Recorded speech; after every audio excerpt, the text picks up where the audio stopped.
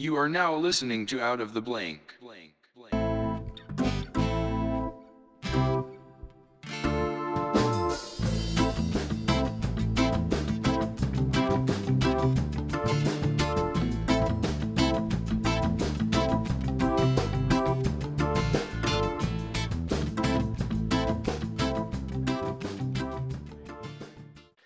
Welcome to another episode of Out of the Blank podcast. I'm here with Guy. We've been trying to get this meeting set up. It seems like things kept happening, recording, podcasting, all these wonderful influences on life. I'm here with Jason Dial. Hey, Robbie, how you doing? So, Jason, tell me a little bit about yourself and what you do professionally. All right. So I'm 35 years old. I'm a transplant. I'm from Orlando, Florida, but I'm in New York, in Queens, New York. Um, I I do a podcast. Plus, I also have a small label and a publishing company. Trying to do some other multimedia companies, trying to spread things out a little bit. You got your hand in many different cookie jars. You Yeah. know, that's always the best thing. It keeps, idle's hands is the devil's play toy, is what they say. Sure, I've heard this.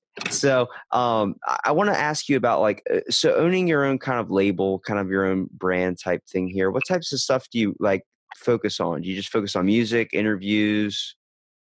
No, so it's kind of one thing led to another. So I have been engineering for a very long time. I've been an audio engineer. I've taught audio engineering as well. I've been doing that since about 17, 18 years old. So almost, the better part of my life, really. And that led to doing my own publishing company so I can publish music myself, which led to the small label so I can manage independent artists and try to distribute their music. And then the podcast came off of that because I've seen so many people doing it and using it as a platform to promote other artists. I thought, well, why not, instead of outsourcing that, just insource that with the company? So that's how the podcast came about. Now, how'd you get started into audio engineering? You said it happened when you were around 17, 18 years old. How does a kid decide to do this? Like nowadays you're seeing it happen more and more with more kids wanting to create that fire mixtape that's going to blow up the car and kill all the family members on a road trip. Yeah. So, Robbie, you said you were 21, right? Yeah. So when I was about your age, we didn't have social media was there, don't get me wrong, but it wasn't as prevalent and there wasn't much exposure to things behind the scene in the music industry. Obviously, you had MTV, you had VH1, you had all the networks and stuff like that. So you saw a glimpse into it, but the internet really brought all of that studio stuff and those aspects to the light. So for me, when I was in high school, I took a part-time job at a record store that had a recording studio in the back. And one time, I went back there and I was helping out, cleaning up, and I saw the engineer doing this thing. Long story short, and I was like, nah, that's it. That's what I want to do. I want to be behind the scenes, recording, doing the editing, and doing the mixing, which I learned was really my favorite part. I think it's crazy when you think about media having its dirty grasp on a lot of things. The fact that MTV used to be a place for music videos and artists to get out there. Now it seems like it kind of narrows down the topic of teen mom pregnancy and what they're doing now. I'm like, look, I don't care if she had a baby at the wrong age. I want to know the old school, like when Nickelback popped up, but people give a lot of shit to Nickelback. I'm like, okay. Nickelback. Okay, Nickelback. Photograph is one of my favorite songs. Exactly. Oh my God, look at this photograph. Yeah. And I'm like, yeah, every time it makes you laugh. I've heard it multiple times. I can't think of another song you guys wrote, to be honest with you. But it was. Do that. Look at this graph. And they had the guy with the graph and they were the simplest music videos possible. Like literally whatever they were saying they were doing. There's one song, I forgot what the name of it was, but it was a dude sitting shirtless, drenched in like just soaked, like he came out of the shower, was wearing really tight pants, sitting cross-legged on top of an iceberg, and it was just zooming out, and he was just singing this really emotional song. And I'm like, what am I watching? What the hell am I watching? All green screen. And I'm like, okay, this is really, really weird, but I'm really, really liking the song. Yeah. Actually, one band that I thought really did a really cool ass song that people don't give a lot of respect to, Black Eyed Peas and their song Pump It. I like that song. It was a huge pop chart. I mean, it hit the charts. And it was a popular song, but did you ever look at the music video? Oh, yeah. It's a bunch of them rapping in a car. Then later they're getting into this garage fight. They're circling around people. The dude picked a bowling ball out of his bag, put it on his foot, and started playing hacky sack with it, kicking it, and it starts bouncing it off the walls like a million miles an hour and bumping into people. I'm like, it was all crazy. It was all over the place. And then you got Fergie coming in. Oh my God. When Fergie came in and she had her scene, I was sitting there like, I'm 12 years old. I don't know why I'm feeling these way, but it feels right. I dig that, Robbie. I definitely dig that. Hey, let me ask you a question. Can I smoke on this? On here? Yeah, you can if you want to. Do what you want. You can curse. You can do whatever you want. It's about being real as possible, man. I think what's crazy about like media and where we see it take it now is a lot of companies, especially top popular artists now, it seems like they don't have to work so hard to become a major top number one blockbuster. It seems like the companies, the main influences in the studio, it's all a simple beat that's pre-made and they just have an artist come in and say a few words and next thing you know, it's a top charts hit. I'm like, I've been to so many concerts back in the day and then back now, and it's completely different. I mean, I went to a techno concert. I'm sitting there like, what the fuck is happening? Like, there's a bunch of people that seem like we're all on some crazy drug trip. And I always say, like, Steve Aoki, okay, I get it. I get it. I get it. When I see an artist hit a song on their laptop and then walk off stage and then not come back onto the stage until the ending of the thing, I'm like, what did we just encounter? Where was the music?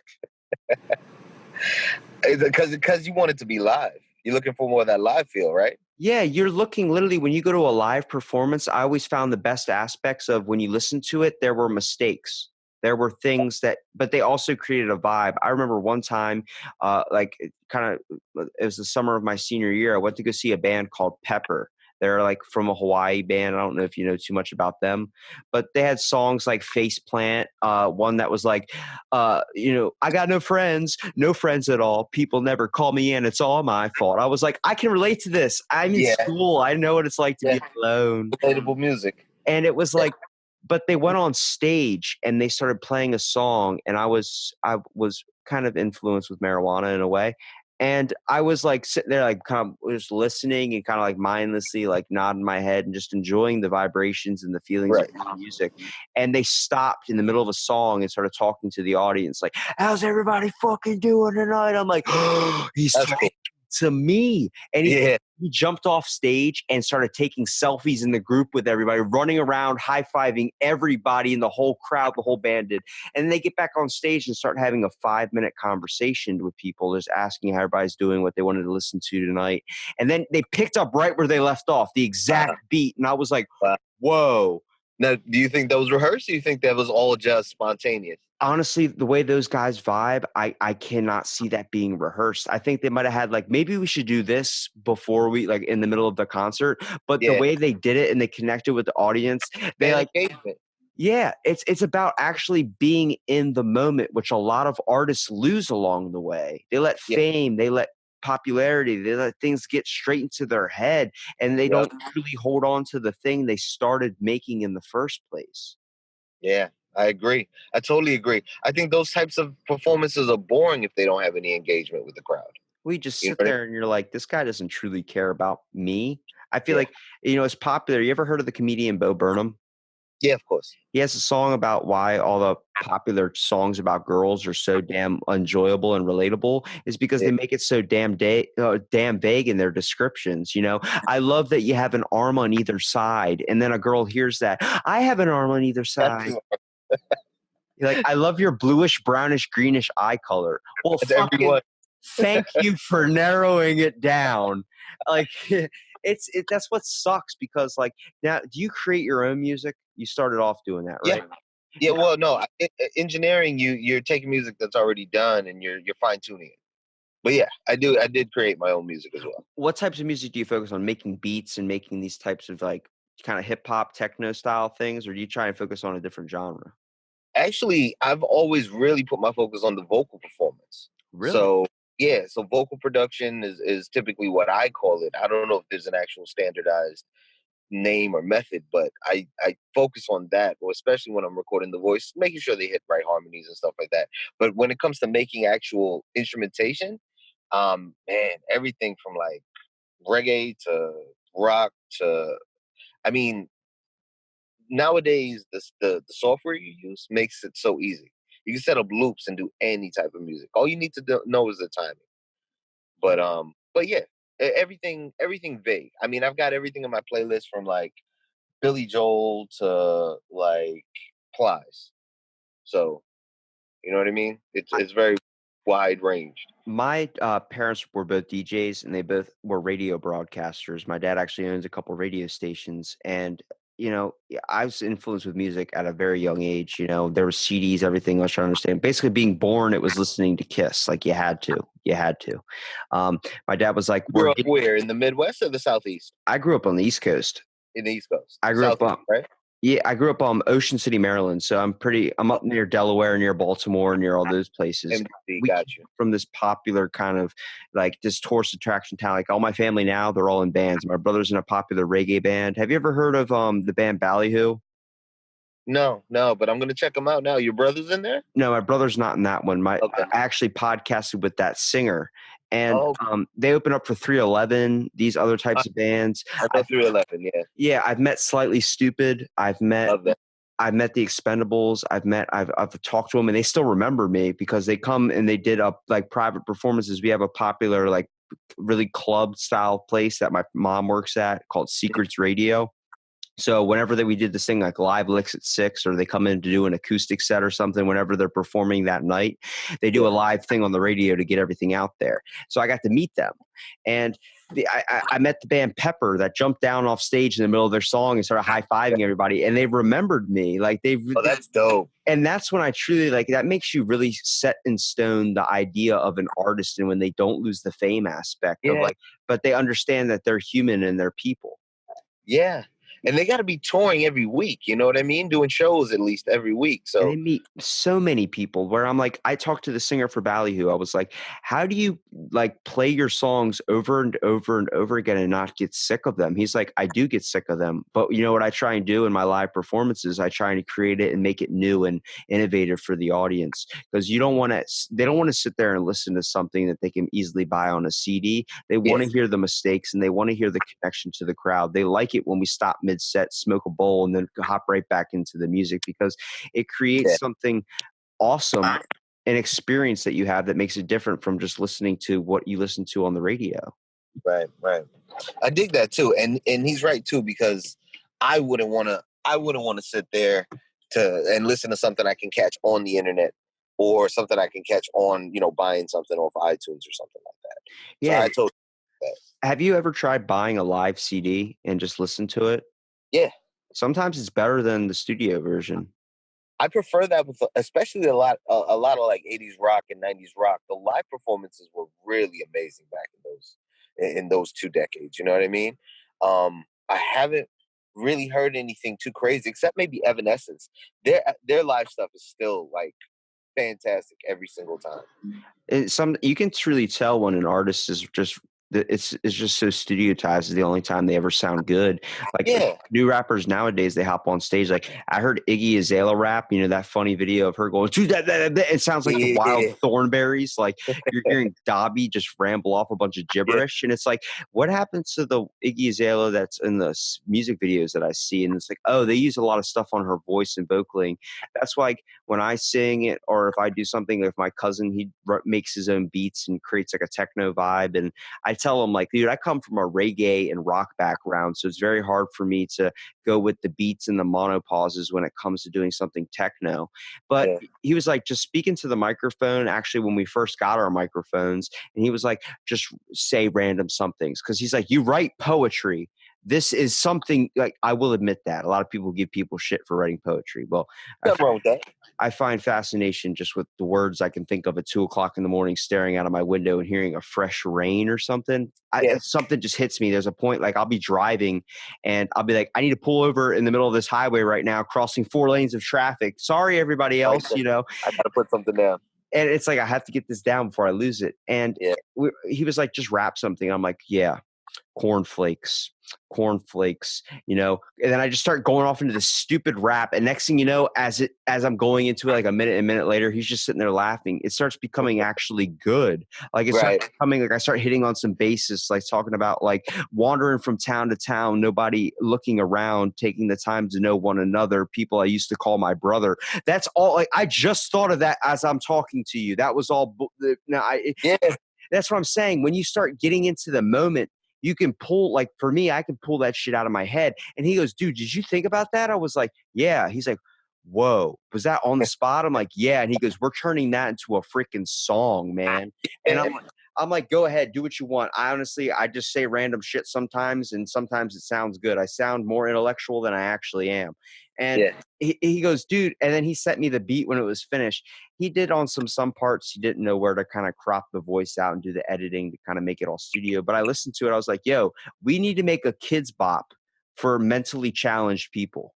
Like ones where it's going to be their music, their form, because it's going to be so much random things talking about from cereal brands where my brain mainly focuses on to just random coincidences about that we all think about society today. I'm like, it's amazing to see that. And then when you finally hear the final product of it, you can relate to this probably. When you see your final product go up and it sounds good as shit, Yeah. you get a That's feeling. always a good feeling. That's always a good feeling, bro.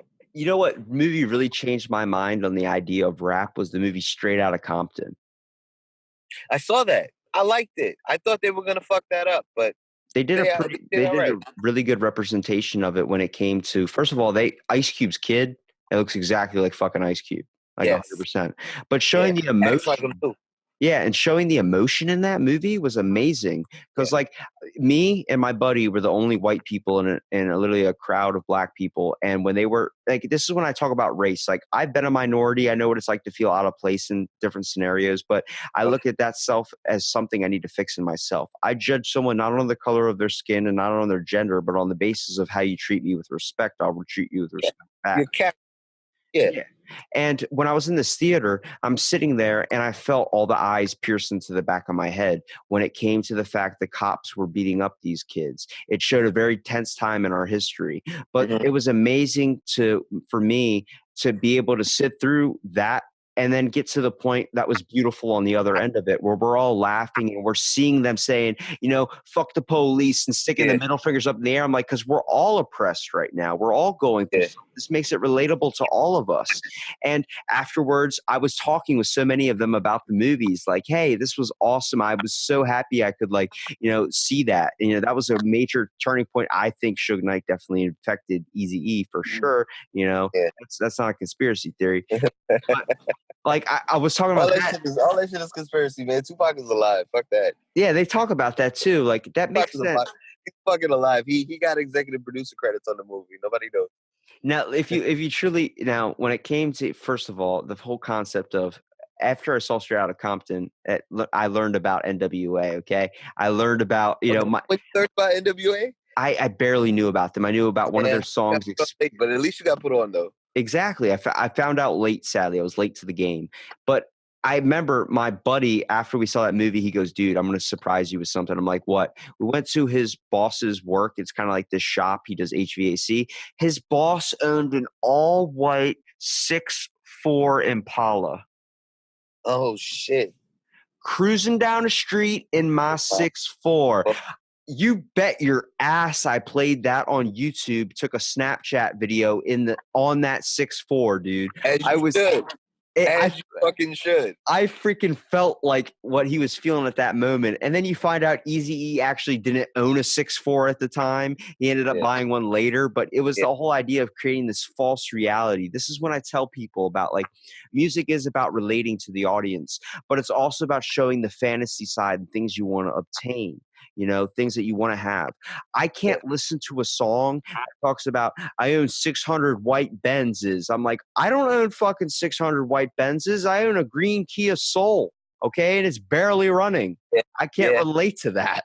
That's realism versus the dream. But I'm glad you touched on that. I do want to add something. I want to kind of spark a spin-off convo. It's like, because I feel like working in music the better part of my life, I feel like there is a magic to it. There is a and you also doing poetry, you could probably attest to this. There's a little bit of a magic to actually the words we use and the way we use the words that we use.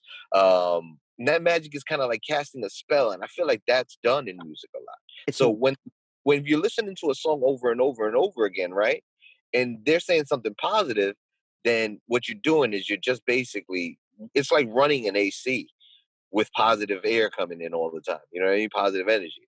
But if they're talking about something negative, and that is objective, you know what I mean? It's up for anyone's opinion. But if they're talking about something that they feel is negative, then that negative energy is always occurring. You know what I mean, Robbie? the best example I can give of that is when I put in the song like Alice in Chains, Man in the Box." Like I'm listening to that, like putting my hand up to a speaker and feeling the vibrations of that. Like if I'm going through a rough day or something, Yeah. I can relate to that singer. And when he sings, I hear the pain, I hear the experience, and I hear Right. like, wow, this is hitting really close to how I'm feeling right now. Then Right. that in a different aspect too. Listening to the Expendables playing a song like Music Move Me, it's about literally playing your music on the highest level possible and not giving a shit, but just being yourself and being Right. creative. It was me able to, first thing I did when I got my Like license. letting loose. Yeah. Well, first thing I did when I got my license, bought an aux cord, plugged it into my freaking car, turned the music all the way up, and pissed off all my neighbors. Like it was the whole idea. You didn't give a shit at those times. Yeah. It was about Yeah. listening to music. And nowadays, like where radio was so influential, like my dad talks about it. Like the weirdest thing I always ask my dad, like, how do you do radio? How do you do DJing? And how do you not listen to music in the car? And he goes, I hear it enough. I'm like, but you enjoy it so much. She's like, yeah, but the 3 hours I'm in the car, I would like to not listen to it. I wanted to just roll the window down and listen to the breeze, listen to the Yeah. natural sounds of the earth. And I'm like, wow, like that Yeah. changed my whole perspective. Yeah. No, he's got a very good point. Balance is important. You know what I mean? If working and listening to it all day, it makes sense that when he's not working, he wants to take a break from it. Yeah, we can talk about balance on the concept of how hard is it for you to write a song or write some music when you're totally thrown off, your environment's different. Sometimes I know my buddy. Yeah, I don't know, Robbie. Honestly, for me, it's a switch, man. Like I literally on Sunday when we were trying to do the show, um, I was literally after the podcast, I literally just sat there. My partner threw a beat on, and just words started coming. Kind of like how you said, when you just start doing it and you get focused, you get into it. 5 minutes, man, just knocked it out. It was like a switch, and I was totally thrown off my game. I'd been recording for like 3 hours. I was See, tired of shit. if you would explain that to me when that was happening, when you sent me that video, immediately I was like, I get it. I get it. I'm more than happy. We'll do another night, dude, because I Yeah, no. understood You're what it super meant in cool that. about it. I appreciate it. We've been trying for days to get together, but that's what I mean. It was like, for me, it was like, all right, we had some downtime, like 15-minute break or whatever. He threw on a beat. That song took like 5 minutes, man. Top Yeah. to bottom. Holy shit. Sometimes you literally capture what it feels like fire in a bottle. You're like, I got to get this now. Like I've Yeah. had times I'm sitting at the table and I'm like in the middle of something, like in the middle of a conversation. I'll just get up, walk away, and just like, what the hell? And I'm like, I had to write something down or I was going to lose it. Yeah. I remember having these late nights driving through Salisbury. It's kind of like all tall trees and cornfields. There's a singer from Salisbury who opened up for 311, opened up for, many popular bands. They seem like they're like, in my aspect, like, whoa, that's fame. Yeah. But like I was listening to one of their songs called Miss You, and the singer wrote it about his town that he's from, Salisbury.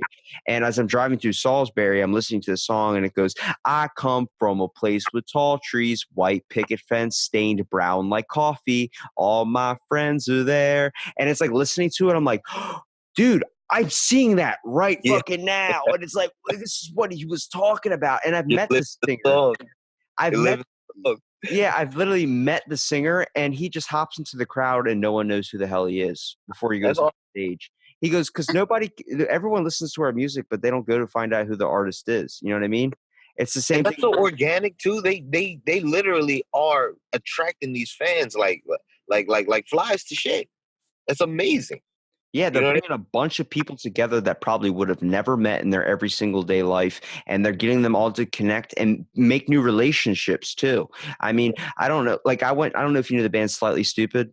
Yeah, I do know that. My 16th birthday, one of my very first concerts I went to on New Year's Eve, they played for 4 hours after they were supposed to be stopped playing. He jumped off the crowd at the ending. Everybody was like, it's fucking 3 a.m. I need to go home. And everybody started walking home. I'm sitting there like, I'm sitting there looking for a guitar pick. Like, I'm going to find this guitar pick. I saw him throw like 20 in the crowd. And he jumps down, grabs me and goes, how old are you, man? I'm like, dude, I'm 16 years old. It was my fucking birthday a couple hours ago. This was awesome. He goes, you're 16? You're at a concert? Fuck yeah. He goes, you want to smoke a bowl? And in my head, I go, I know about marijuana. Yeah. But is it the first time? This I was like, but this, I mean, I've dived into it before, but I didn't get anything from it. You know, you never get high your first time. Okay. And he was like, I watched Doug Benson, and everybody says that on his show. Getting Doug with High is fucking awesome. I love that show, bro.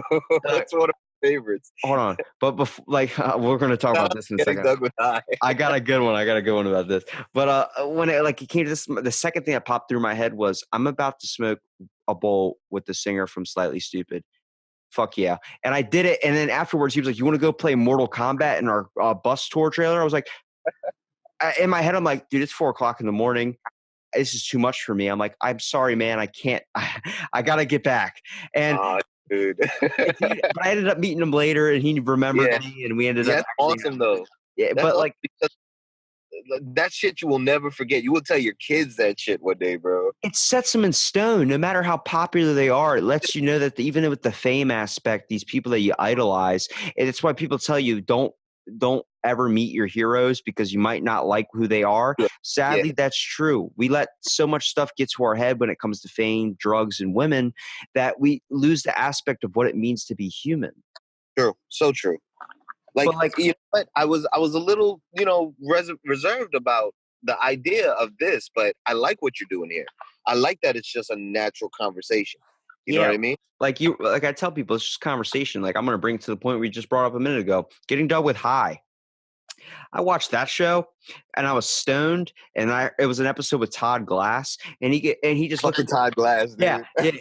Watching people break down and seeing what happens when they get on marijuana is the funniest thing, because it shows like what they're really thinking, like the critical thinking, especially when Jack Black had to use a safe word. But I was watching it, and I'm like, I'm on my couch, just kind of chilling there, like kind of vibing out at like 11 at night or something. And Todd just looks at the camera and goes, "Hey, you." Yeah, I'm talking to you, sitting on the couch, just fucking staring there. I'm like, what is happening? And then he looks, and Doug's like, what are you doing? He goes, there's going to be some dude out there sitting on his couch eating chips. And that's going to be chips, Robbie. Yeah, he goes, yeah, I was eating chips too. I had a bag of freaking pretzels beside me. And he goes, that's going to be fun for him. And I was like, it was fucking fun for me. Like, it's one of those moments. Like, you watch Super Troopers, or you watch like Step Brothers, and you have you Grandma's boy. Oh, Dante, the best drug dealer ever. Dude, Monkey, chill out, Monkey. He just came. He's in a reggae band now. He just came to my town, and I'm sitting there at a hotel, like just kind of like chilling at like a little sidebar, listening to some music, just kind of relaxing. My brother was playing, and they were after, and I didn't know, and nobody knew that he was there because he just joins in some days. He doesn't actually go around with the band.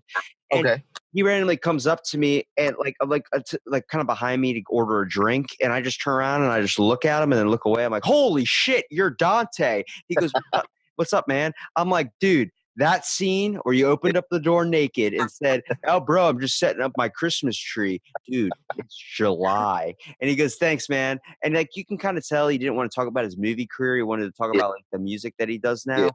It's the same aspect with Billy Bob Thornton. The guy we remember from all these movies like Bad Santa, he doesn't like talking about his movie career. He likes talking about his music that he does now. Yeah. Keanu's like that too. Yeah, well, Keanu tried to make a band back in the day and then ended up dying. Keanu's into a bunch of shit. He's John fucking Wick. You can't. Yeah, fucking Renaissance man. You can't kill. I've never even seen John Wick, to be honest with you. Nah, it's not the new one. There's so many of them now. There's like 4 of them now. I haven't seen any of them. Any of them? Nah, his dog dies. He gets mad. He kills everybody who killed his dog. It's like The Taken. John Wick in 3 seconds. The only movie I want to it's like what Nicolas Cage became now. Nowadays, it's all. I love Nick Cage, bro. Dude, there's 50 Netflix titles that are all the same title description. They all just literally are about him. Someone took his wife, someone took his daughter, and he's got to get them back. I'm like, what happened to National Treasure? Yeah, that was a good series. You see, I've watched some of the shittiest movies ever made because Nick Cage was in it. With the And I do that shit with no regret. And I'll do it again. There was shitty ass movies, but Nick Cage was in it. I was like, God damn. It's that facial expression he does. I love that. It turns into millions of memes. I think with one actor that I'm like, I don't care who it is, I'm still gonna watch him, and is the fact Liam Neeson, man. His movies, Mike Taken might be the same concept, but he makes it really, really different, and it makes it actually really enjoyable.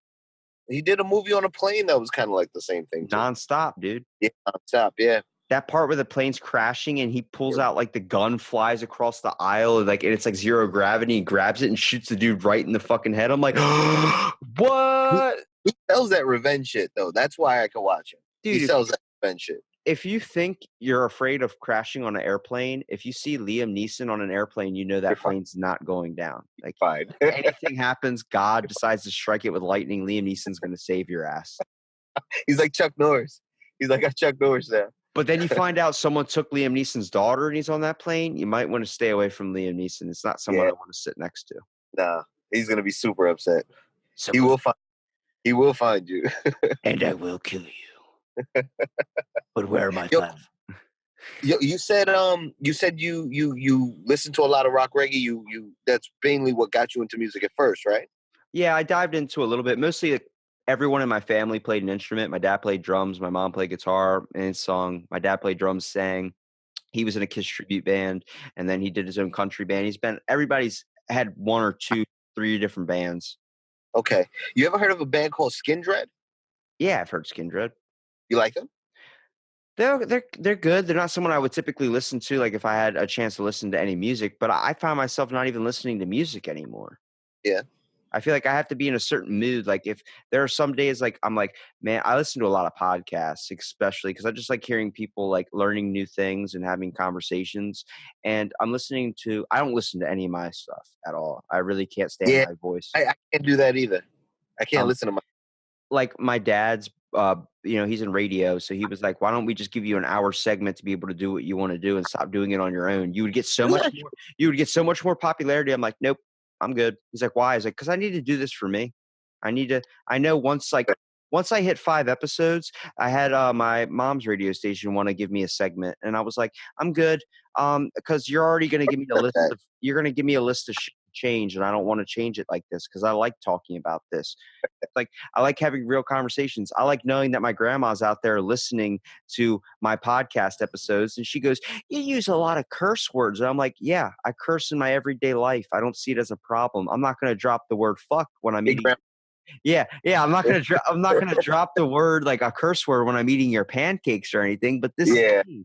I like having real conversations, and it's funny because when people come on, and they find out the vibe. This is how it is, and they get comfortable. You get to see the tension release because they start off like, yeah, and they start off like kind of interview based, like all tense, and I'm like, dude, fucking relax, man. Again, that's why I had my reservations. But then again, I saw a few episodes and I was like, no, this is just real, just chill. My first episode was me and my buddy shooting the shit on the fact that he does HVAC, so we literally talked about shitting in different people's homes. He was like, it sucks when you walk out of the bathroom and they're just walking in the front door and they smell Febreze, like they knew your ass was crapping in their toilet. And I was like, they don't smell the Febreze, they just smell you. Yeah, exactly. Like, oh shit. It's like, why is there a bunch of candles lit? And it's like, but I work at a hotel, and I talked about during winter we have nobody staying there. I made it a mission after I graduated and got the job there that I was going to crap in every single room on every single floor, and I accomplished it. How many rooms? There's about 17 rooms on each floor, and there's about 12 floors. So. It took a while. It took me a good bit. There were some days I literally had to sit there and force myself. I remember sitting at lunch and then getting immediate like that diarrhea where it's like you have to go now. There's no ands or buts. I ran, sat on the elevator, had to wait for it for 5 minutes to the point where I couldn't even run up the steps. But I was like, I need to get to 11:04 right now. And they're like, why 11:04? I was like, it's the next one on the list. I'm working my way down. You're like a serial shitter. Yeah, I was literally this is a small win in my category, and they're like, "Wow, that's like small goals." It's like you have to start small, okay? Next, I'm gonna go over to the Hilton. They have 32 floors, okay? I'm gonna change this town, okay? You know, people have bigger goals to be president. Me, I'm just looking to crap in every Yeah, hotel's toilet. this, where- this is the town where Robbie took the Browns to the Super Bowl. Exactly. You've heard the world's largest ball of twine. Let me tell you something. It's funny because, like, I had friends, like my buddy, he creates beats. He's actually the one that created our intro. And I've met people that create their own beats and do their own types of things. And I tell them, like, where do you get your passion for, music? And I kind of want to ask you this too. Like, setting the environment, man, that's everything. Sometimes you feel like if you're around, like if you're sitting there trying to force yourself to write down something, sometimes it doesn't happen. It depends on the person. But if you Yeah, like you're listening to music, and you're just kind of sitting there like vibing and just relaxing, it hits you in that moment. You're able to write something down and create this masterpiece. you get inspired. Yeah. I mean, what are your feelings on writing music? Do you still do it as much as you started off in the beginning, or do you find it more like just trying to get other artists out there? I do it more now than when I started off in the beginning. When I started off in the beginning, I was just so focused on my craft and being a good engineer and just like a good studio technician that I didn't give myself any room for creativity. And after I went through a lot of the trials and tribulation of the industry, um, that's when I decided to kind of kick back a little bit and work on my own stuff. So like kind of like how you felt like even though you were offered those segments respectfully from respectively from each of the companies, the radio stations, and you still turned it down because you wanted to do something more organic, more authentic, more true to yourself. That's where I shifted as I got older, and basically that's why I can write more now. And like I said, it just feels like a switch to me now. I just flip it on and I go. Well, it's so hard, like, when a director directs something that's an idea of somebody's, he's gotta try and add it to a way he's gonna make his own mix, but it's literally like when someone asks, like, "What would you want for an intro for your show?" And I'm just like, "Just do your own creative thing, man." Because I find if you try and fuck with the artist's image or the artist, what they're good at doing, truly being their self and expressing themselves, if you try to give them some kind of way or direction to go and then kinda give them adjustments and criticisms, you truly lose the aspect of what makes it good. Like, I Yeah, I told my buddy, like, "You write songs, just write something for me." And he sent me a link, and next thing I know, bam, it's my intro. Like, you yeah, turned it the way you wanted to do it, whether you had the beat already made or not. I'm gonna use it. It doesn't matter because I see when it comes to music, the only music I truly don't care for is the ones that are too studiotized to the point where it seems like the artist did not even give a shit. They were just trying to shovel shit in your face. yep. Well, you could just sit there and read whatever, and then you're just phoning that shit in. The best thing to do is to let an artist or someone who's doing anything, whether it's a painter, whether it's a movie maker, whether it's a music artist, is just to let them do their own thing. I mean, so many times nowadays in the world, people want to give advice and invest their own life into somebody else's and try to tell them how to live their own life. Sadly, you're the GPS, okay? The person chooses to listen to you. But Yeah, the true factor when it comes down to it is they are the only ones with the keys to their car to drive yep, it. So if they're gonna yep, go left, they're gonna go left. They have to make their mistakes and they have to make their own experiences and absolutely, take the things where it goes. absolutely. I mean, really, creative control is everything. If you like somebody's art, like me personally, if I'm looking for you for graphic design, or if I'm looking for you um, for any type of service, if I fuck with your work ethic, if I fuck with what you've done already, or your vibe, like the vibe is big for me, then I pretty much let you have creative control over whatever it is I have you doing. Do you try and I mean, have you seen it kind of went in a good way or in a bad way, and you feel like some people just give up? I mean, that's gotta be hard for a lot of artists. The fact is, when it comes to being popular or being famous, especially in the musician field, the reason why parents tell you don't chase after that is because the statistic for being an artist and actually getting popular and fame is very, very low. You have a better chance of winning the lotto. Yeah, that sucks too because if you look at like art, I see like I never look at art as lazy. I see it's all the artist's interpretation. Like if Right. there's a dot on a canvas, you're gonna look at it and be like, why didn't he try? But it's the aspect like it's supposed to be, it's about taking meaning out of something. It's about whatever you choose to run with. Some people take, a string and instead of running 5 feet with it, they run a mile. It's Yeah, taking the yeah. extra effort to try and find like your own interpretation of it.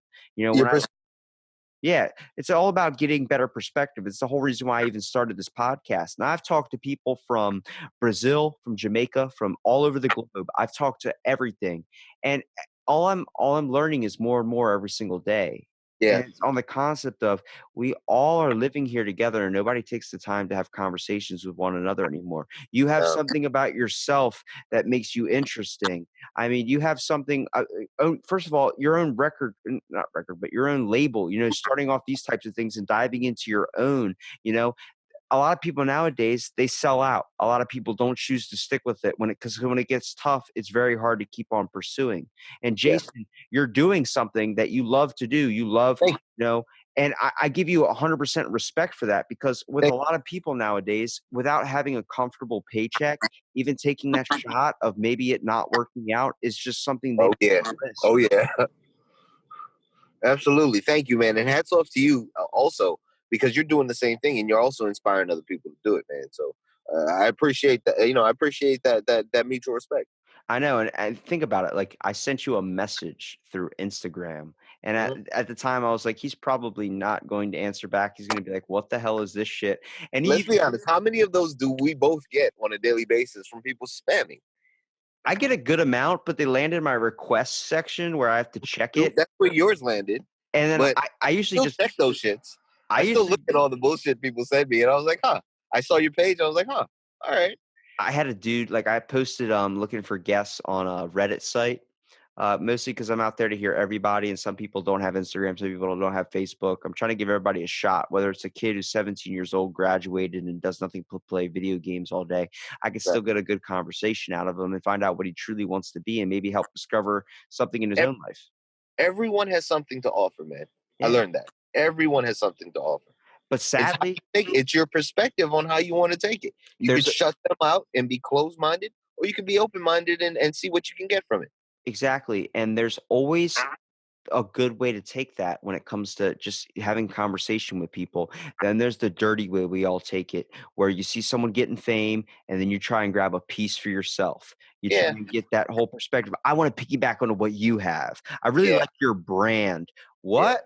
Like I had someone go, "Hey, can I be your co-host?" I was like, "I appreciate, it, man, but I'm mostly doing this on my own. Like yeah, I appreciate the help, and I would love to like, if you want to start your own podcast, I'm more than happy to help you." And I'm like, "Okay." And then next thing I know, constant messages like, "Man, you're just a selfish and all this stuff. You don't want to help anybody out." And I'm like, "Look, I'm sorry, dude, but like, it's that's not me. I did this on my own, but it's not the idea. Like, I have co-hosts. You know who my yeah, co-hosts are? You, buddy. You're my yeah. co-host, man. Go open.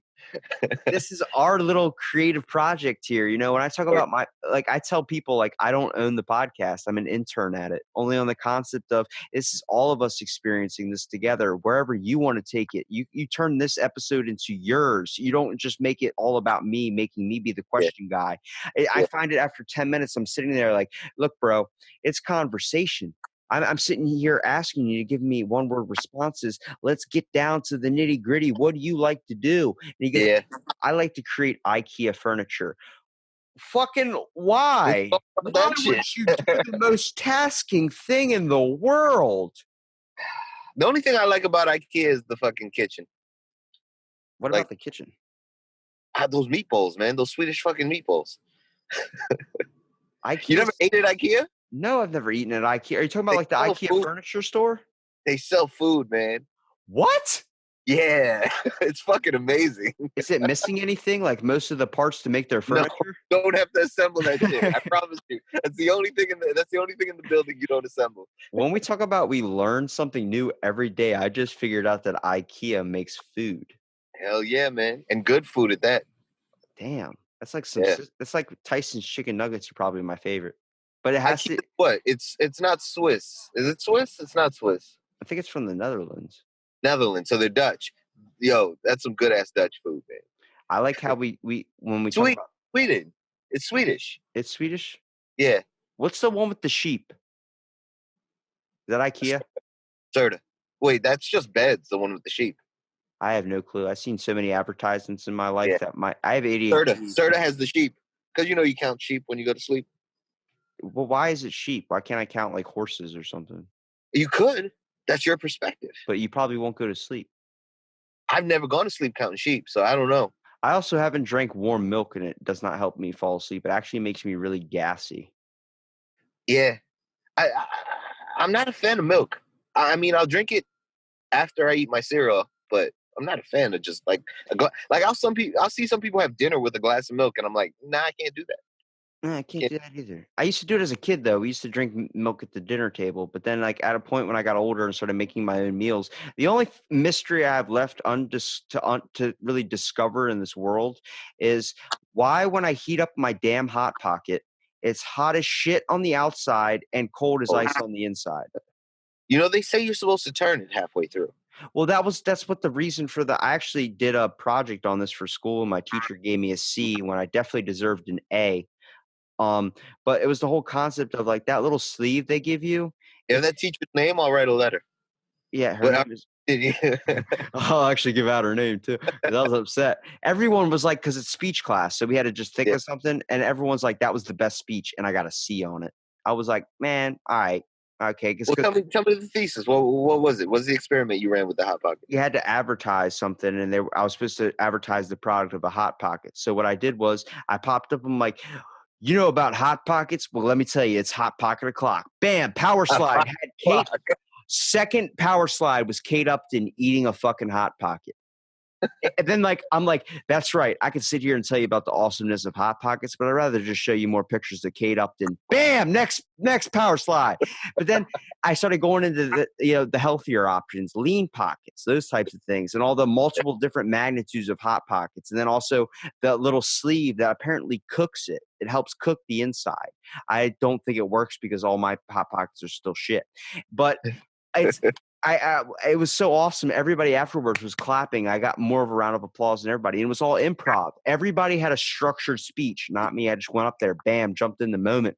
And she gave me a C, and she's like, why? She goes, you didn't take a good, serious subject. You picked Hot Pockets. I was like, you said I could do it. It was either that or Raisin Bran. Which one do you want to be longer? Because I could talk an hour about Raisin Bran. I'm sorry. Your speech teacher didn't have vision. Anyone with vision would have seen that is not just cookie cutter shit. Yeah, it took time. I had pictures of Snoop Dogg from the advertisement where it was Snoop Dogg and Kate Upton dancing with a Hot Pocket. Then I had pictures. It's too bad you couldn't have put Pot Topics in there. I know, right? It'd been like wrong slide. Hot Topics. That's a great concept, dude. That show is overall amazing. Joey Diaz, man. Holy shit. Have you ever seen The Church of What's Happening Now? No.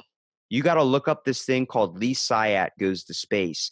He basically experiments on Lee with a lot of marijuana, and he gave Lee a 500 milligram edible. And in the video of the podcast, now watch me now, ready? They're listening to music and have a conversation. You just see someone randomly freak out and get too high. He's literally like this. They're listening to music. He goes, and he's like going back and forth, and you can see in his face, like, fuck me. Then all you hear is him just go, holy shit. And he takes the headphones off and just falls asleep on the podcast. And like, they're just listening to music, having a regular conversation, and Lee's just asleep in the chair. You got to look this up, dude. You will laugh. I would love to trip like that. That sounds like a good fucking time. It's called Lee Syatt Goes to Space. But check that shit out. If you watch any Getting Dug with High, watch Joey Diaz, because that man can I watch his episodes. Anybody under the table. I watch his episodes. My favorites are God. He's got so many repeat guests that I like. Anytime Reggie Watts is on, that's one of my favorite shows. Reggie Watts is a fucking creative genius, man. I didn't understand stand up, man. Like the old shit on that. The shit he was on stage with the fucking I don't want to call it a beat machine. It's like a sampler. Yeah, he was really good. Yeah, fucking amazing. And that shit was inspiring. Yeah, and he I dived took into a little like run after watching that. being on Fallon and all these types of things and doing beats for those types of TV shows. And I was like, I get it because it still creates the original, but it doesn't let him kind of dive off and do his own free thinking. Like listening to his stand-up comedy, like he would just go like and do like a beat in the mic, and then he would Like add the a, whole beat. and then you're sitting there listening to it and he did it Step by spot step. on. Yeah, awesome. And you can tell there's mistakes there, but he works with them shits. Yeah. I think I watched a really good interview when it came onto the concept of rap. It was in a podcast. Run DMC was talking about how he created his music. And he talked about like they used to have these vinyl records. And there wasn't really a voice for that generation of people that were, rap, all that. It started by mixing up 2 records at a time and doing Right. playing them on top of each other and creating these beats. And he remembered like him and his buddies getting together and just like first of all hearing it for the first time on one CD, then loving it so much they're playing it constantly. Then they started adding and playing them at the same time and creating these things that Run DMC is known for.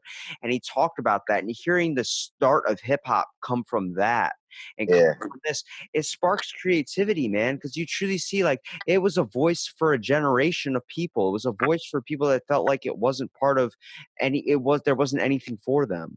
That's how that's how it got its popular culture, like especially in the urban culture. That's how it latched on and it became us. You know what I'm saying? It's really, really hard too because when someone like, the people give Eminem like a lot of shit when he first started. If you ever seen the movie like 8 Mile, and I know someone in Australia who's a rapper, but he's white, and he's like, it's so hard to kind of break down that boundary because they feel like it's an attack on your culture if you dress up with chains and all these types of things and try and be as flashy as possible. But he Yeah. goes, I find that once I start creating songs and people listen to me, they actually learn to enjoy the artist rather than judge him on what he looks like. They realize he is doing it a service and he is actually truly caring about something. That's when you see the laws of race and all these things break down in a way. Yeah, it's true. They call that culture appropriation. But the truth of the matter is, if what is culture if not something that's always evolving? Exactly. So if a culture is not really something that's set in stone and something that evolves and changes, how can you call it appropriation? Somebody's just putting their spin on it. They're just putting their evolution to it. You know what I'm saying? Music doesn't have restrictions on what color or what gender you have to be. It's all about if you can relate to it and pull something out of it. Absolutely. I find Absolutely. so, I'm a huge fan of Elton John. You know what I mean? And whatever slack he gets for being homosexual is whatever. He yeah. makes amazing music. You know what I mean? Same with Frank Ocean. Makes amazing music. I mean, so who's that one artist where a bunch of people followed him and then he came out as gay? Like people used to dress up as him and he was secretly gay and then he came out and they're like, oh God, that's why he dressed that way. And a bunch of people started Martin? like, who? Ricky Martin? It might be him. I forgot what his name is, man. But like, It was George Michael. It was Ricky Martin. I'm trying. People like I can't think of the came out. name. Okay. But I know like hearing like people followed Queen and everyone loved Yeah. this. And there's actually a bunch of people that try to get mouth surgery to make their mouth look like that. And but I'm like, it's these types of flamboyant. Like you don't judge. Like let's say who's David Bowie, okay? Everyone dressed up like him. Everyone wanted that whole thing. Everybody, and they didn't care. It's Right. about you create music and you create like you idolize, like people idolize you and look up to you. It's about making sure you're real 100% of the time. If you Absolutely. sorry, can't take autographs, can't take autographs, sorry, whatever. It's like this. It's like when you lose that humbleness, when you lose what it felt like to be in their place, you truly lose the aspect of what it means to care about people and what it means to be a person yourself. You lose yourself, really. You don't You wanna lose lose yourself. yourself in the music. At the moment No. you want it, you better never let it go. Only Yeah, that's the Eminem callback. I That's had the to throw callback. that one in there. I like watching that movie, 8 Mile, and then watching Scary Movie when they made fun of that scene. Like, when he flips the hood up and Yeah, it pops up as a KKK hood and they throw him yeah, directly out the window. That shit was too funny, man. That made me think of 8 Mile in a whole new yeah. way. I love the fact that people parody stuff. Like Weird Al Yankovic, growing up, was one of my favorite artists. White And nerdy. White Nerdy. I mean, all of his stuff, man. Bad, like the stuff he did with Michael, parodying Michael Jackson stuff back in the day. All that stuff. Like he has been consistent throughout the years. You Yeah. know what I mean? Consistency is another thing too. Kind of to tap onto the music conversation that's kind of been leading this whole thing. Consistency is huge. Even if that changes, that's fine as long as you stay consistent with it. Yeah, it's crazy when you hear an artist like that had a number one hit. Like, what's his name? Checker Chubbs. Forgot what his name is. Chubby Checker. Chubby Checkers. Okay, one hit. That's it. Yeah, Nothing yeah, else. All of his yeah. other songs and all of his alternative ones are just the same damn concept. Like, do the right twist, do the left twist, all Yeah. because he got popular off one song. Do the twist, and he had a one hit wonder. You And then there's the chicken dance. What do they call that? And at a lot of weddings they have that. It's the chicken dance. I thought that's what it was called, the chicken dance. It's probably that then. That's like those same type of things. You only hear them at those events. Yeah, right. Only in certain moments, like you only hear do What the twist. Like, it was crazy because Sean Kingston used to be huge. I remember Fire Burning, Beautiful Girls. I mean, I wouldn't stop Yeah, singing that. I pissed off everybody yeah. in my house with that. Then all you hear is him just stop, and like he's just gone. Like nobody ever talks about him that much You know anymore. what happened to him, right? He got into a really bad accident. What? Yeah, he got into a really bad accident. Is he still alive? It's embarrassing. He got into a huge accident on a jet ski and got hurt. Yeah. There's articles about it. It's all on the web. I'll have to There's look it up because I used to be a jet ski guide, and actually, I almost was killed. I was hit by a jet ski going 50 miles an hour. Did you survive that? Yeah, I did. The jet ski hit me in the chest, and I flipped off and smashed fiberglass with my thick ass head. So Holy shit. the guy told me, he was like, "You're lucky you're alive." I'm like, "Why?" He goes, "Because if you were sitting down, that jet ski would have went straight into your face, good sir." The person went up me like a ramp and knocked me completely off. shit. Yeah, it's a good story to tell, man. It really sucked because when they put me in the hospital, they had to make sure I wasn't bleeding internally. So they had to give me a bunch of liquids so I would pee. And it was really hard to pee on the same concept of that day happened to be one of the worst days to be on the beach in my town because 6 people became paralyzed. And they locked my wheelchair to a point where I couldn't unlock it because I was in so much pain in my back. They thought I broke Yeah. my back. And I couldn't unlock the wheelchair. And they wheeled me next to this girl that was my age that just became paralyzed. And she was waking up, and her parents and her were discovering that they couldn't, like they were holding each other's hands, and they were all crying because she couldn't feel the touch of her parents. And I'm sitting there watching that after what I just experienced myself, and I'm like, oh my God. And my dad goes, "What's up, buddy?" I'm like, "Wheel me the fuck out of here, please." Yeah. Holy shit. Yeah, man. It was those moments, like having stuff like that, like for good 2 weeks, your whole perspective on everything changes. But then I try and learn, like, I need to keep that more about me. I need to learn how to better myself in every day possible. Every day, Feed off of that. Feed off of that. every day I'm trying to make myself a better person by understanding and just listening and being more open-minded when it comes to so many things. Like people that are hardcore religious people that aren't religious, people that are into conspiracy theories, people that aren't into conspiracy theories. I'm trying to get as much information from the world as possible because honestly, experience is knowledge. Maynard Keenan said it best. Absolutely. Absolutely. Experience is knowledge. Traveling is huge with that too. You can't really learn everything if you stay in one 5 mile square radius. You know what I mean? If you stay in the same area and don't go anywhere, excuse me, hold on a second. That's what we talk about. Big, People enjoying music. big reggae demographic in my area of New York.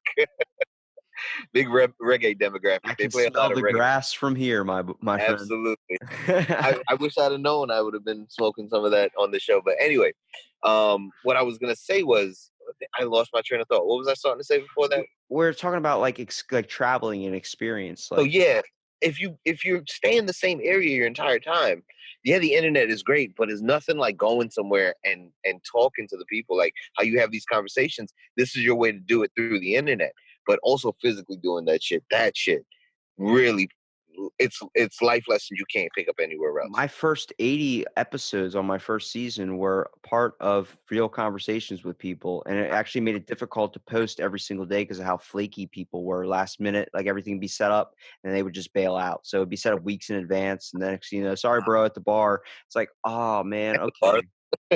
But it's funny because actually through podcasting, I've met people that live all around the world. And actually my plan this winter is with all the money I've saved up for the past like 5-6 years, I'm doing traveling. I'm That's taking good. I'm taking my mobile recorder and I'm basically putting in faith into the people I've developed, like you, people, relationships, friendships, these types of Yeah, things, meeting honest and awesome people. I know people from Texas. I know my buddy from Wisconsin that I've been friends with over Xbox Live for 8 years, and he invited me to his wedding coming up. Like I've never met him in person, but we've been friends for 8 years. I have his number, have his Facebook, Instagram, that's Snapchat, pretty all that. fucking cool, man. And the internet did that. That's fucking amazing. That's what I tell people. I have a fear of the internet when it comes to Alexa controlling my toilet. That's too much power Yeah, for any fucking machine. If I yeah, can't wipe my ass, then I don't want to be around anymore. But yeah. technology's been able to connect me and you where we would have probably have never met in real life. We would have Ever. never had a minute to talk to or have this encounter. It's Yeah, given us a good conversation to be able to shoot the shit, dude. yeah. Facts. I agree, man. I totally agree. Touching on like you saying the conspiracy theories and stuff like that. I have a few of those. That Alexa one is one of them. You know Okay. what I mean? What, What about what do you what about what do you what do you like believe, or what do you definitely fucking disbelieve? I'm open to everything. Do I think the frogs are being turned gay by crop spray? No, I'm Never heard sorry, that Alex shit, but Jones. okay. Alex Jones says that all the time. That Oh, okay. they're I stopped turning the. watching him ever since he got the show. Ever since I saw him on Joe Rogan, I took everything he was saying. He was talking about these type of psychological warriors that used to stare at goats. Basically, you know the movie Men Who Stare at Man, Goats. I love the Coen brothers. Okay, that's real. Yeah. That's called Project Jedi. It happened an hour away from where I live. My mom went to that high school. I hear Holy that. Okay, I need to start believing some more shit. MK yeah. Ultra, I started diving MK into Ultra's that. real.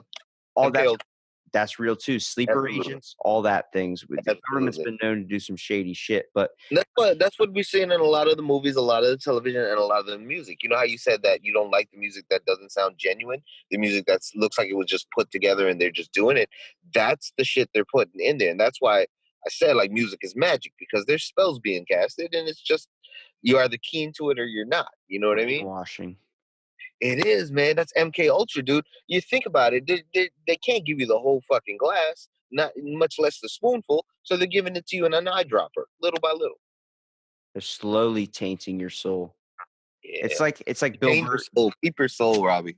Bill Burr talks about it. He's like watching porn. Like if you think of your soul as a bunch of pixels, every time you watch a porn, just a little bit of pixels fly off until you become older and it's just nothing left but like a few dots. Yeah.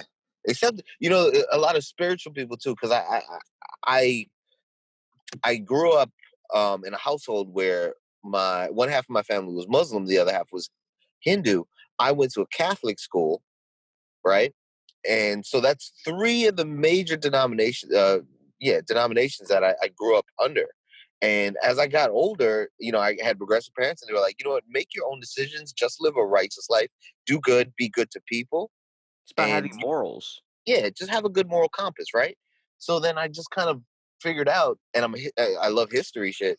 So I figured out like a lot of the stories that they tell in the Bible, in the Quran, in all these other different religions, they're just remixes of the same fucking stories. Well, this is what I say. So I have a theory. I think when it comes to religion, all these different things, they all hit around the same basis. And I think they're all getting pieces of the big picture. They're Absolutely, all got a one puzzle piece, and yeah. it's not the definitive answer. That's when I started being open to all realms of interpretation. I have a ordained minister's license that I went to my Maryland courthouse. I paid $45 for, wasted an hour and 45 minutes trying to get this ordained minister's license, only on the concept of I'm now an ordained minister under the United Church of Bacon. Okay. Now I say that and you laugh. You're like, the Church of Bacon? What the fuck? No, I started diving into the realm of parody religions because I found the true interpretations that people were turning them into. Pastafarianism. I don't know if you've ever heard of this. I've heard of Okay. that. I almost got arrested at my DMV when I got my license at the age of 21 because I pulled out a pasta strainer out of my backpack. And in Pastafarianism, it is legal that you can wear a pasta strainer upside down on your head. And I tried to take it for my MBA photo because I heard one person did that. The woman goes, "How did you get that through security?" I said, "I just had it in my backpack." Guy took my bag and gave it, and I didn't get it back until the end. I was like, "Can I get my pasta strainer back?" He's like, "You want this pasta strainer?" I was like, "Dude, it's my mom's pasta strainer. Right? Like, we're Yeah, having spaghetti tonight. That needs to kind of be you there." need that back. But it was all because Pastafarianism highlighted the weirdest thing, which was that Christianity was being dominantly taught in the schools. And for people that didn't have that as a religion, such as immigration becoming a bigger thing now, you're seeing more religions take basis here. So now it's not a dominant religion anymore. Catholicism is not either dominant either. It's now Muslim. All these other things are coming in. So this guy from Harvard in 2006 created this Pastafarianism in the aspect of he didn't think that the education system should be only strict on teaching certain religions. He believed everyone had a voice and every religion mattered. It shouldn't just be concluded to one, and no one should be denied over religious rights. It's part of the Constitution. I agree. Yeah. You hear that? That makes you look at Pastafarianism in a new way. Immediately, I was laughing at it because their whole entire heaven is a beer volcano filled with strippers. And then the opposite of it, their hell is basically all the strippers have STDs and all the beer is just stale. And I'm Yeah. like, I'm listening to it, but their commandments are way better. The first commandment is don't put any money into worshiping me, the giant flying spaghetti monster, as your deity. Spend money on yourself, make your life better, enjoy pasta dinners for all. And then it's like the rest of its commandments were like that. And I was like, I'm starting to like this church. yeah, exactly. And instead of Passover, they have a thing called passed over, like you were passed over. And instead of saying amen, you say ramen.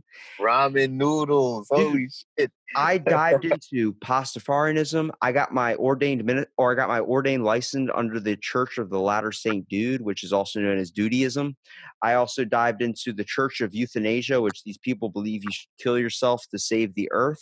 Yeah. Now, I heard that one. I was like, why are you telling people to commit suicide? They're like, no, we're just saying the only way for this earth to get better that we're all being totally neglectful for is if everyone just completely just human race just stopped. Yeah. And I was like, so you're telling people this? And they're like, no. They're like, actually, if you look on our website, we're really just trying to get a really crazy ass message out there just to highlight people. Because the only way you're going to look at something like Church of Euthanasia and be like, what the hell is this thing about? Is if it's so outrageous, it makes you want to know more. Right. That was their ploy. And then you go onto their website. No, we're all about making a more sustainable earth. So let's do things like clean up the environment. Let's do these types of things. And then you're like, wow, you guys have a really good way of getting your message across because people are getting people in. Yeah, it's about Getting sucking people- them in. Yeah, man. And just hearing all this stuff and learning so much, it's like this is why when I talk to people, I'm like, you can't be so closed-minded and be so one-sided based on your political views, based on your religious views, based on anything. Be open to all realms of interpretation. Realize that if someone's hooked onto something in a certain way, it's because maybe they experienced something in life that made a belief in this. Absolutely. You know, Robbie, my train of thought is I don't have to agree with you to have a conversation with you. Yeah. You know what I mean? Just having just basic manners and being able to listen and being able to talk and being able to actually engage on with someone what they're talking about. Because you've had conversations before where that person tuned out. You know what I mean? I'm sure they're just tuned out and you're talking and it doesn't really mesh together. You know what I mean? But it's giving someone that chance to like, all right, let me get your point across, and you don't have to agree with it, but respecting it. That's huge. Yeah, it's all about, first of all, just understanding one another, whether I agree with you or not. Like I said, I'm going to give you the second, and I've been swayed. I've been open-minded. Like I said, I don't consider anything to be off. I have had one podcast that was a bit of an argument on the basis, but then we came down to the conclusion. We came from two different backgrounds. He came from a private school background, being a teacher in a private school, didn't believe that kids needed to be given free lunches. Me coming from a public school background, I know I've seen kids that starve at lunch not having money because their parents either forgot or didn't have the money to do that. And that's why I say free lunches are a benefit. But understanding from his perspective, which at first it took us a long while to get there, was the fact was kids are being paid $6,000, $8,000 tuition to go to these schools. Their parents are paying that much money. Most of the kids don't need to get free lunch because they usually Uber or get a Starbucks Frappuccino right to their doorstep. I understood it from that perspective. We got mixed up at first. And I'm like, but we always come down to an agreement. I don't want to leave on an argument. If we choose to have an argument and you choose to give up halfway through, that's not right. That's true. That's true. I like that. I like the way you put that. You choose to give up halfway through because that's what an argument is. You just shut down and not giving the other person any type of reasoning. Well, Leonardo da Vinci said it best. Art is never finished, just left undone. We're constant works in progress until our expiration date. Once I that like, final date hits, I want to make sure I've done as much as I possibly can with the life that I have and the time that I have on this earth. amen, brother. I want to do the same. Well, Jason, I really appreciate you being on my podcast, man. It's been awesome shooting the shit with you, dude. And I want to give you But, here a minute at the end for everyone to find your awesome content and see your amazing work, dude. oh man. All right, I appreciate that. I'm gonna try to make it quick. So you can find us at 1201 the pod on Instagram. That's TWELVE_OH_ the number one. You can find us on YouTube at the same name, 1201 the podcast. You can find me online at So It Go J. That's SO_IT_GO_JAY.